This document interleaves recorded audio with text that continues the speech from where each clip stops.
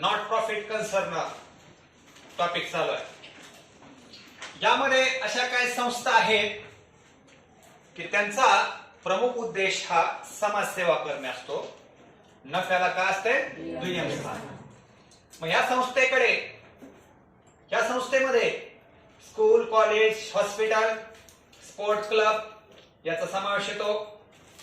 मग या संस्थेकडे उत्पन्न काय असते बघा?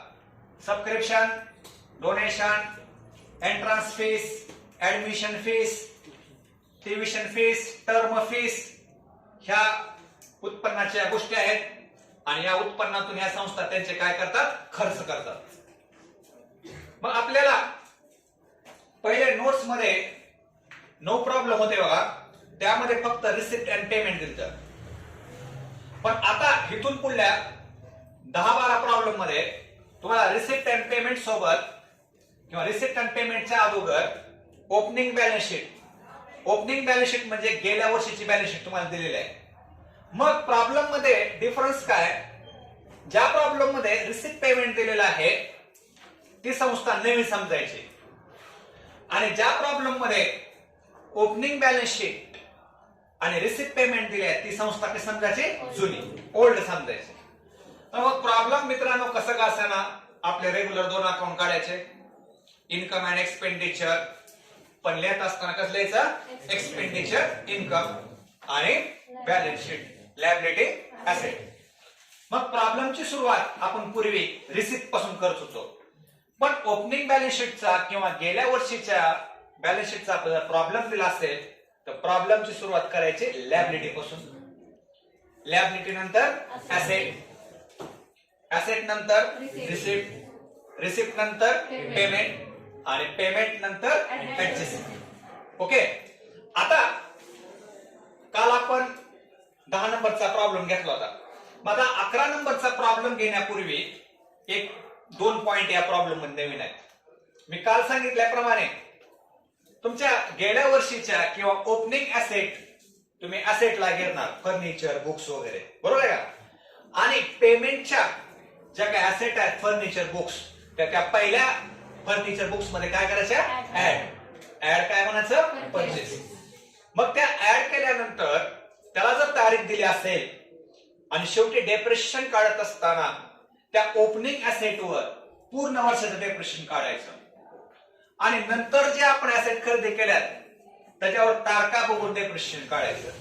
तुम्हाला फर्निचर आणि बुक्सला खरेदी करताना तारीख दिली बघा, 1-1 आणि 1-7 दिले का? ते डेप्रिसिएशन काढण्यासाठी तारीख आपल्याला त्या ठिकाणी विचारात घ्यायची. ही पॉइंट कळला. आणि दुसरा एक पॉइंट महत्वाचा आहे. आता एक गोष्ट लक्षात द्या, इथून पुढे तुम्हाला सबस्क्रिप्शन, ट्युशन फीस ही एक प्रकारे तुमच्या संस्थेचं काय? उत्पन्न आहे. मग काय वेळेस असं होतंय मित्रांनो, गेल्या वर्षीचं ट्युशन फीस किंवा गेल्या वर्षीचं सबस्क्रिप्शन तुम्हाला काय? येणं असते. काय असते? येणं. त्याच्यातली काही रक्कम तुम्हाला आलेली असते. आता फॉर एक्झाम्पल आताच्या या 11 नंबरच्या प्रॉब्लेम मध्ये तुम्हाला ओपनिंग बॅलन्स शीटला ट्युशन फीस किती येणार आहे बघा? ट्युशन फीस रिसिवेबल दिसायला का? 10,000 येणार आहे. म्हणजे गेल्या वर्षी तुम्हाला किती फीस येणार आहे? 10. पण त्याच्यातली रिसिप्ट साईडला 17-18ला त्या 10,000 मधले किती ट्युशन आले? 8,000. 10,000 मधले ट्युशन फीस मधले 8,000 ट्युशन फीस आले म्हणजे आणखी किती येणार आहे? ते आणखी 2,000 येणं असल्यामुळे बॅलन्स शीटच्या पुढे घ्यायचं ऍसेटला. ही कंडिशन आज नवीन आहे. पण जर असं असलं असतं तर ओपनिंग बॅलन्स शीटच्या ऍसेटला ट्युशन फीस 10,000 आहे आणि रिसिप्टला पण 10,000 आहे म्हणजे 10,000 रुपये येणं होते, 10,000 रुपये आले. विषय मिटला असता ना, कुठेच घ्यायची गरज नाही. तर ह्या कन्सेप्ट लक्षात ठेवा. ह्या आत्ताच्या या 11 नंबरच्या प्रॉब्लेम मध्ये ही गोष्ट फार महत्वाची आहे. आलं लक्षात? तर चला मग आता आपण ह्या 2 पॉइंटवर आधारित असलेला आपला प्रॉब्लेम नंबर कितवा? 11 नंबरचा चालू करणार आहोत. टिक मार्क करून घ्या. फर्निचरला 2 टिक, बुक्सला 2 टिक, 18-19च्या ट्युशन फीसला 1 टिक,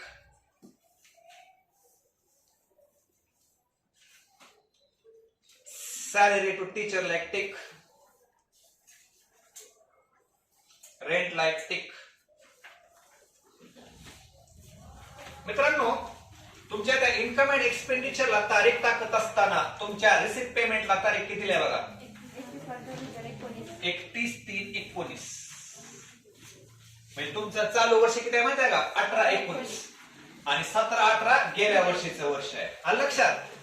तर अतिशय सोपा प्रॉब्लेम आहे, 12 पैकी 12 मार्क तुम्हाला मिळणार आहे. आता प्रॉब्लेमची सुरुवात करूया आपण.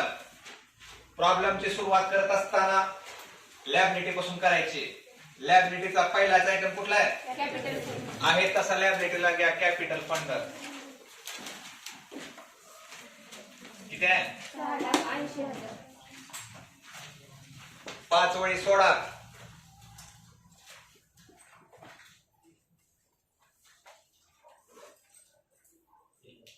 पुढे काय, इकडे बघा गंमत मित्रांनो. आतापर्यंत एंट्रान्स फीस तुम्हाला रिसिप्टला देत होते, तर तुम्ही कुठे घेत होतो, इन्कम. पण ही एंट्रान्स फीस कुठे दिली तुम्हाला, आहे तसं कुठे घ्यायचं, लॅबिलिटीला. किती आहे, 20,000.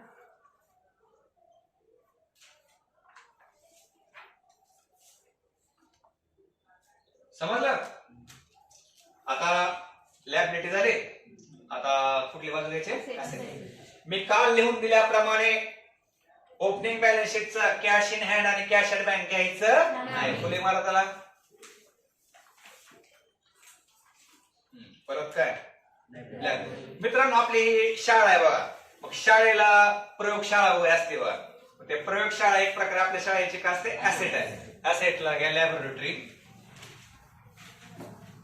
किती आहे बघा, 15,000.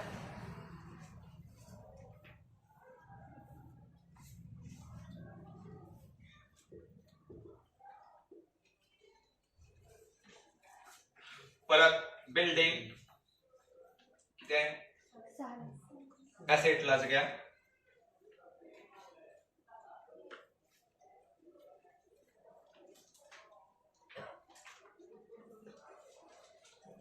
परत काय, फर्निचर पण ऍसेटलाच घ्या. किती, 40,000. 2 स्टार आहेत. 3 वळी सोडून रेश मारा. परत काय, बुक्स देखील ऍसेटच आहेत. किती हजार, 22,000. याला देखील 2 स्टार आहेत. 3 वळी सोडा. आता थांबा, महत्वाची कन्सेप्ट आले बघा, ट्युशन फीस रिसिवेबल. आता या 3 कंडिशन तुम्हाला इथून पुढे प्रॉब्लेमला विचारू शकता. ट्युशन फीस म्हणजे गेल्या वर्षीची ट्युशन फीस तुम्हाला किती येणार, 10,000 आहे. त्याच्यातली रिसिप्टला किती आले, 8. म्हणजे आणखीन किती येणार, 2,000. ते आणखीन 2,000 येणं असल्यामुळे बॅलन्स शीटच्या पुढे घ्यायचं, असेटला घ्या. ट्युशन फीस रिसिवेबल 17-18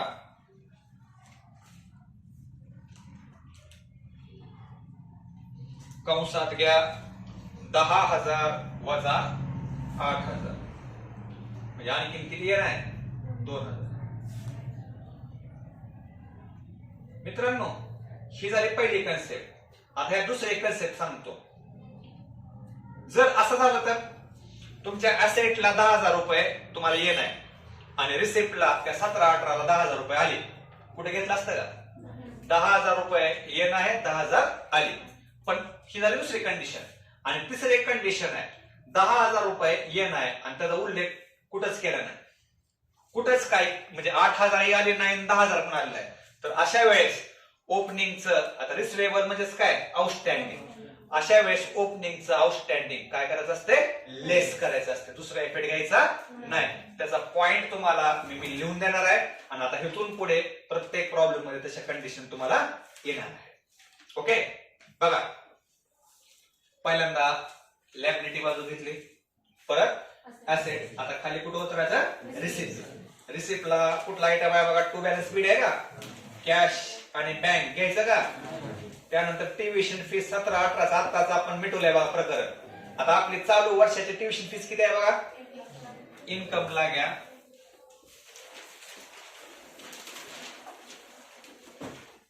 किती लाख आहे? 1 लाख. रिसिप्टचे आयटम आता मित्रांनो इन्कमला किंवा लॅबिलिटीला येणार आहे. पुढे काय? Fine collector. हा, फाईन कलेक्ट म्हणजे याचा अर्थ बघा, शाळा आहे, शाळा काय करते? दंड वसूल करते. म्हणजे शाळेला दंड मिळालाय त्यामुळे इन्कम आहे शाळेचा. किती दंड मिळाला शाळेला? 2,000.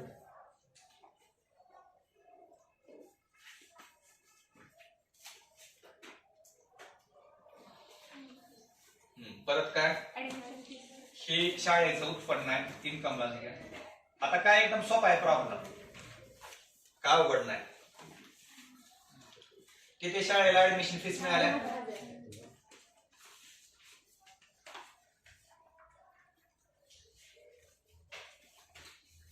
परत टर्म फीस. शाळेमध्ये 2 टर्म असतात बघा, दिवाळीच्या अगोदर आणि दिवाळीच्या नंतर. टर्म फीस मिळाले, उत्पन्नाच आहे. किती मिळाले टर्म फीस? किती? 7,000. गडबड करू नका. आता सगळ्यात महत्वाचा पॉइंट आला, मी तुम्हाला काल परवा पण सांगितलं होता मित्रांनो.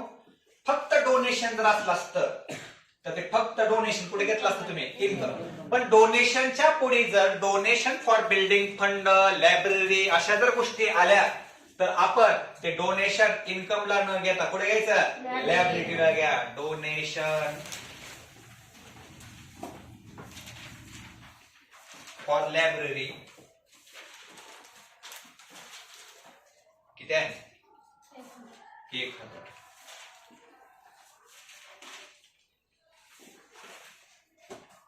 परत एकदा पॉइंट रिपीट करतो, फक्त डोनेशन असलं असतं तर पुढे घेतलं असतं.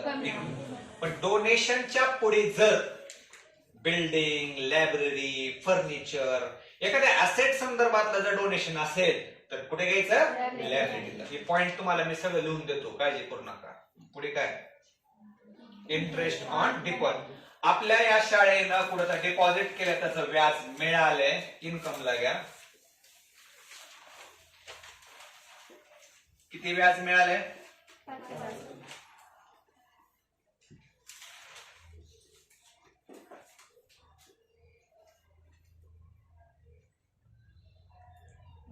आणि लास्ट आयटम काय?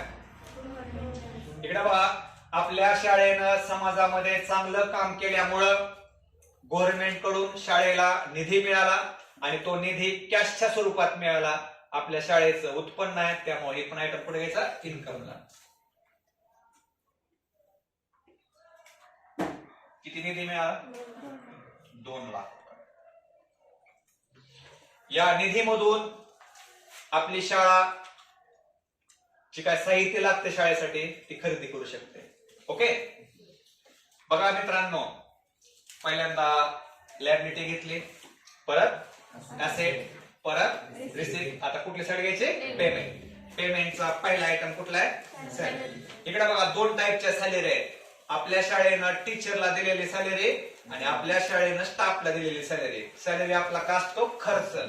एक्सपेंडिचरला घ्या, सॅलरी टू टीचर.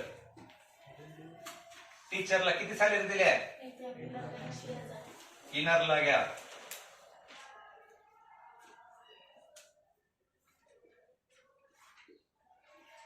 आणि स्टाफला किती दिली सॅलरी?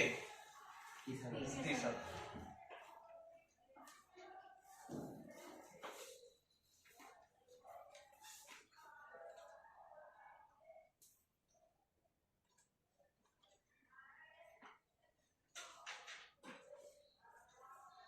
पुढे काय? एक बुक्स आपल्या शाळेचे असेट आहे मित्रांनो. आपल्या बॅलन्स शीटच्या असेटला पहिलेच बुक्स आहेत बघा, आहेत का? त्या पहिल्या बुक्स मध्ये हे बुक्स ऍड करा. Add purchase. किती? 15,000 ऍड करून किती आहे? 37. ते 15,000 बुक्स आपल्या शाळेनं केव्हा खरेदी केले त्याची तारीख दिल्यावर त्याची तारीख ही आपण ज्यावेळेस डेप्रिशिएशन काढू त्यावेळेस महत्वाची ठरणार आहे. ओके, परत काय आपल्या शाळेचा छपाईचा खर्च आहे, एक्सपेंडिचरला घ्या. किती आहे?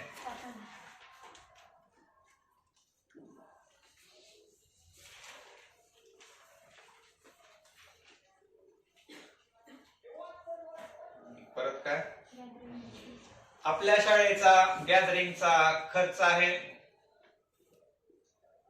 किती? एक्सपेंडिचरला घ्या 10,000.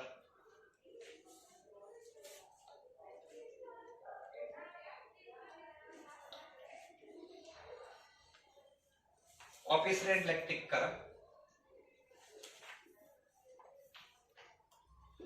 ऑफिस रेंट आपल्या शाळेनं भाडं भरलेलं आहे. एक्सपेंडिचरला घ्या किती? 1000. 16. इनरला घ्या.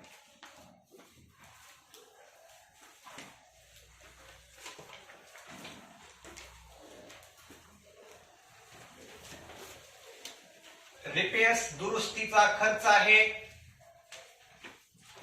एक्सपेंडिचरला घ्या 15,000.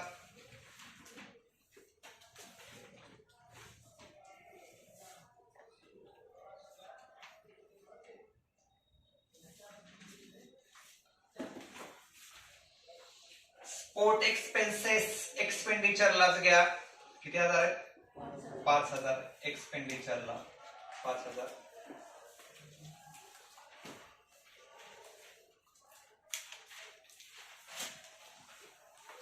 परत काय मित्रांनो, असेटला पहिलंच फर्निचर आहे बघा.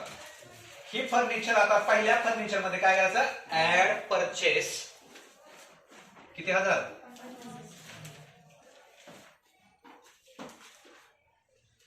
50,000 ऍड करून इनरला किती येते? त्या 50,000च्या फर्निचरच्या कंसात तारीख दिली आहे बघा. ती तारीख आपण ज्यावेळेस डेप्रिशिएशन काढू त्यावेळेस महत्वाची ठरणार आहे. आणि लास्ट मित्रांनो बॅलन्स शीट. आता इकडे बघा, तुम्हाला मी लिहून दिल्याप्रमाणे कॅश 3 ठिकाणी तुम्हाला दिसणार आहे. ओपनिंग ऍसेटला दिसणार, रिसिप्टला दिसणार आणि पेमेंटला दिसणार. या तिन्ही पैकी पेमेंटची कॅश आणि बँक घ्यायची. घ्या मग कॅश आणि बँक. ऍसेटला घ्या. कॅश किती आहे? 8,000. आणि बँक किती आहे? 12.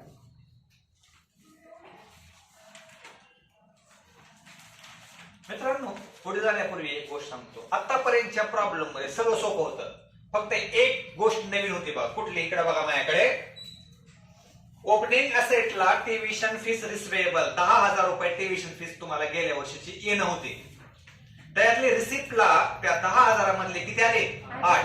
म्हणजे आणखीन किती येणं होते? आणखीन 2,000 येणं पुढे घेतले असेट. नाहीतर बाकी सगळा प्रॉब्लेम आपला रेग्युलर आहे. ओके, तर आता आपण ऍडजस्टमेंट घेऊयात. Adjustment first. Tuition fees are outstanding for current year. बघा इन्कम साइडला ट्युशन फीस आहे का? त्याच्यामध्ये ऍड करा आउटस्टँडिंग या वर्षाची 5,000 ट्युशन फीस येणं आहे. 5,000 ऍड करून आउटरला किती आलं? 1,12,000. आणि हे 5,000 येणं आहे, त्यामुळे दुसरा इफेक्ट घ्यायचा असेटला. Outstanding tuition fees 5,000.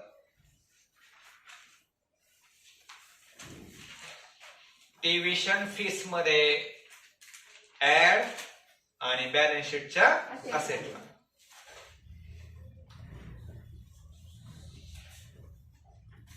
आता आपण ज्या पद्धतीने ट्युशन फीस मध्ये ऍड केले तसंच एक्सपेंडिचरला सॅलरी दिसायला तुम्हाला. सॅलरी पण आपल्याला देणं आहे बघा. किती देणं आहे? 15,000. सॅलरी मध्ये ऍड करा आउटस्टँडिंग 15,000.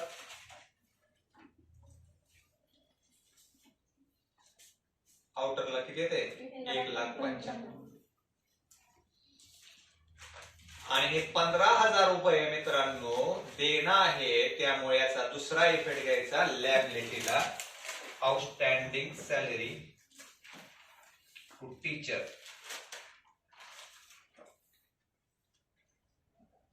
15,000.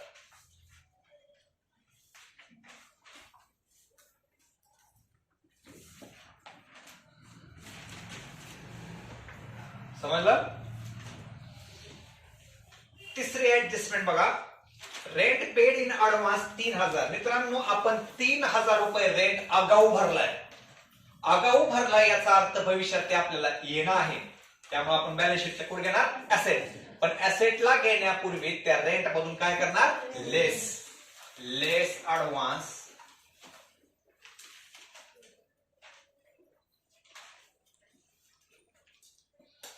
तीन 3,000 लेस करून आउटला किती येते 13,000. आणि याचा दुसरा इफेक्ट ऍसेटला.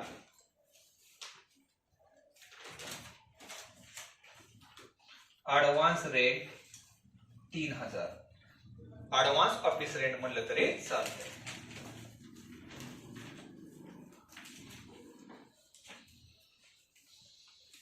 रेंट मधून लेस करून पुढे घेतलं ऍसेट. आता महत्वाचा पॉइंट आला मित्रांनो. काल तुम्हाला डेप्रिशिएशन काढून दिलं, बरोबर आहे का? तर तुम्ही ते लेस करून पुढे घेतलं होतं एक्सपेन्स. पण आता या प्रॉब्लेम मध्ये तुम्हाला डेप्रिशिएशन स्वतःहून काढायचं. टक्केवारी दिले बघा. बुक्सवर किती टक्के दिले 15 आणि फर्निचर किती टक्के दिले 10. मग तुम्ही असं करणार का, चला आता 90,000 फर्निचर दिसायला लागले, 37,000 दिसायले, चला लगेच ह्याच्यावर 15% 10% काढता येईल का तुम्हाला? कारण या ठिकाणी आता डेप्रिशिएशन काढत असताना इकडे बघा बोर्डाकड ही 40,000 दिसाले का ओपनिंग आणि ही 22,000 दिसाले ओपनिंग. ह्याच्यावर पूर्ण वर्षाचं निघत. आणि नंतरचं जे 50,000 आणि 15,000 खरेदी केले का त्याच्यावर वर्षाचं निघणार नाही. तिथं तारखा दिल्यात तुम्हाला, त्या तारखेनुसार डेप्रिशिएशन काढायचंय. कसं काढायचंय तर खाली घ्या, मग वर्किंग नोट घ्या. डेप्रिशिएशन ऑन फर्निचर काढू पहिल्यांदा आपण. तारीख जर दिली नसती तर डायरेक्ट कशा काढला असता आपण 100%. ह्या 90,000 आणि 37 वर काढला असतं. बघा आता बोर्डाकड ओपनिंगचं फर्निचर किती आहे बघा. किती आहे 40,000 आहे का ओपनिंगचं फर्निचर किती आहे 40. त्यावर किती टक्के सांगितले 10%. 10% किती येते 4,000. आलं का 4,000. आणि नंतर परचेस किती रुपयास केले, पण ते परचेस केव्हा केले 1/7 म्हणजे किती महिने 9 महिने. बघा आता 9 महिने कसं 1/7 पासून 31/3 पर्यंत जावा ना, किती महिने भरतात 9. मग इथं 9 महिन्यात कसं काढायचं 50,000वर 10% वर्षाचं किती येत आहे 5,000. 6 महिन्याचं 2,500 आणि 3 महिन्याचं 1,250. 2,500 आणि 1,250 असं 9 महिन्यात होते. किती 3,750 होते का. घ्या 3,750.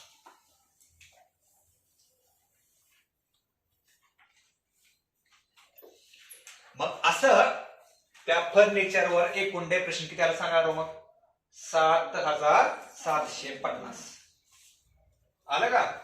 नुसतं लिहून घेऊ नका, समजून घ्या. आणखीन एकदा रिपीट सांगतो. शिंदे तुमचं ओपनिंग फर्निचर किती आहे 40,000वर पूर्ण 10% पूर्ण वर्षाचं किती येते 4,000. आणि नंतरच 50,000 खरेदी केले तुम्ही, पण किती तारखेला खरेदी केले 1/7. 1/7 पासून 31/3 पर्यंत किती महिने भरतात 9 महिन्याचं किती येते 3,750. असं एकूण डेप्रिशिएशन किती आलं मग फर्निचरवर 7,750. ही बघा इकडे मित्रांनो टेन्शन काय आलं माहिती आहे का. काल असं का टेन्शन नव्हतं, कारण काल ऑलरेडी डेप्रिशिएशन काढून दिलेलं होतं. ओके, जर दिलं नाही तर असं काढायचं. आता आपल्याला कशावर काढायचंय बुक्सवर. आता बघा घ्या डीपी ऑन बुक्स. आता वरचं नाही समजलं तर खाली समजलं बघा तुम्हाला. ओके, मला सांगा ओपनिंग बुक्स किती आहेत 22,000वर 15% किती येते बघा. 2 शून्य कट करा आणि 15 न गुणा.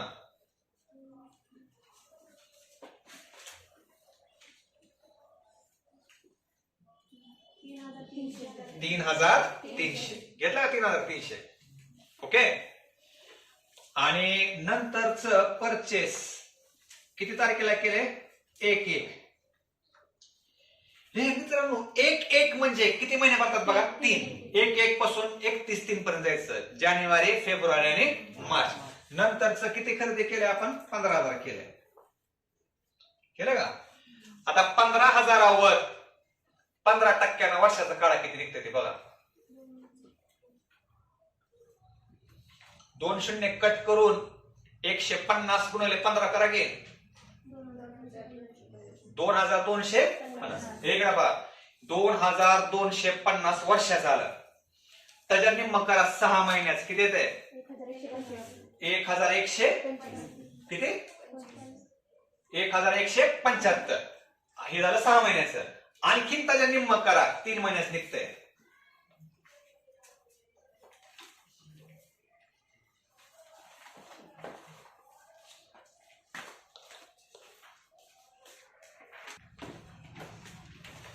हा बघा ह्या 15,000वर 15% वर्षाचं येते 2,250.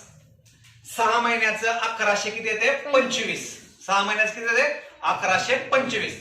आणि 3 महिन्याचं त्याच्या निम्म करायचं. 1,125च्या निम्म 500 किती येते? 62.5 येते.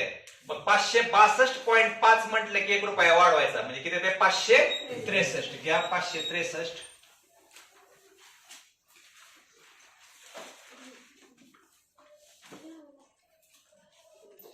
मग बुक्स वर आता एकूण डेप्रेशन किती आलं सांगा बरं? 3,863. समजलं का? ही कशामुळे झालं असं सांगा बरं? ह्या नेक्स्ट परचेसला जर तारखा दिल्या नसत्या तर आपण ह्या 90,000 आणि कितीवर काढलं असतं? 37. ह्या 50,000ला तारीख किती दिली त्यांनी? 1/7. त्यामुळे 9 महिन्याच काढलं. आणि ह्या 15,000ला 1/1 तारीख दिली त्याच्यावर किती महिन्याच काढलं तर? 3. घ्या आता लेस डेप्रिशिएशन करा. 7,750 आणि ह्याचं लेस डेप्रिशिएशन 3,863.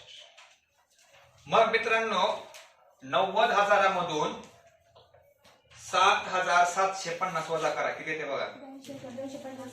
82,250. आणि 37,000मधून 3,863 वजा करा. 33,137. ह्या डेप्रिशिएशनचा पहिला इफेक्ट झाला का? याचा दुसरा इफेक्ट घ्या एक्सपेंडिचरला. To DP underline furniture. हा तर पहिला इफेक्ट डेप्रिशिएशनचा त्या ऍसेट मधून लेस करून कुठे घेतला? एक्सपेंडिचर. तर आता आपला पूर्ण प्रॉब्लेम झालेला आहे. आता आपण अकाउंट क्लोज करूया. या ठिकाणी इन्कम साइड तुम्हाला मोठी आहे 3,29,00,000. 3,29,00,000. एक्सपेंडिचरला फरक पडतो त्याला म्हणायचं सरप्लस. हा सरप्लस फरक 3,29,000 एक्सपेंडिचरचे आयटम काय करायचे? वजा करत जायचे. आणि सरप्लस येतो 44,387. आलेला सरप्लस कॅपिटल फंडामध्ये काय करायचा? ऍड. आणि कॅपिटल आउटरला घ्या 7,24,387. आणि शेवटी तुम्ही टॅली करणार 7,60,387 ला टॅली होणार. आता मित्रांनो या प्रॉब्लेम मध्ये 2 गोष्टी नवीन होत आहेत.